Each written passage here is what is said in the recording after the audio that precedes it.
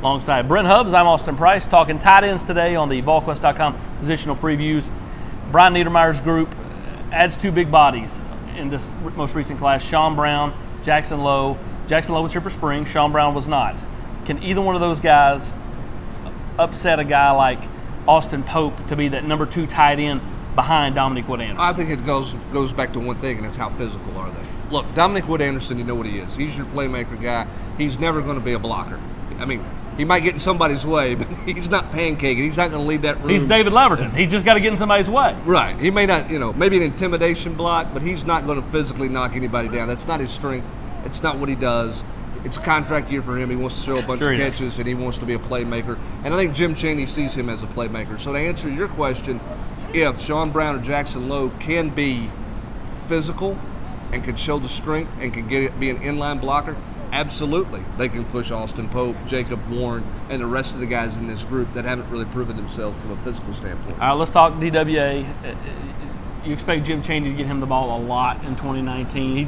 He and Ty Chandler seem like guys that are going to get force-fed the ball. They're going to have plenty of opportunities. Now, whether they make the plays or not, that's up to them, but they're going to have the opportunity to make some plays. Well, and I think when you talk about finding a playmaker, that's not a knock on Marquez Callaway.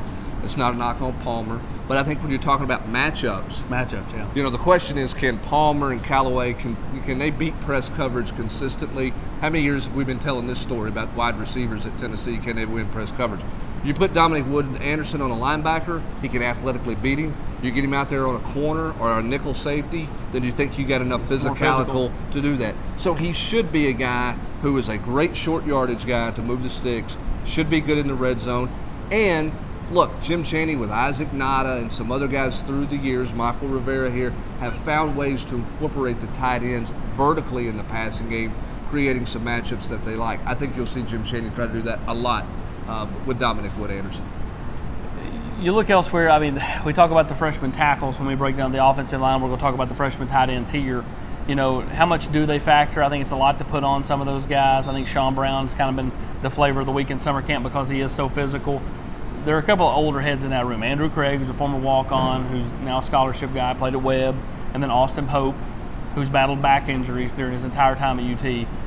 Do you kind of expect those guys to at least start the year as that backup to DWA? Well, I think you're going to see them play some 2 tight end sets, and so you're going to have both of them in there.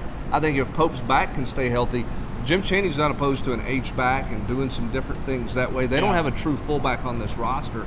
So a guy like Craig, a guy like Pope could be an H-back and be a factor while Wood-Anderson's doing some other things. The challenge for Pope is, can he stay healthy?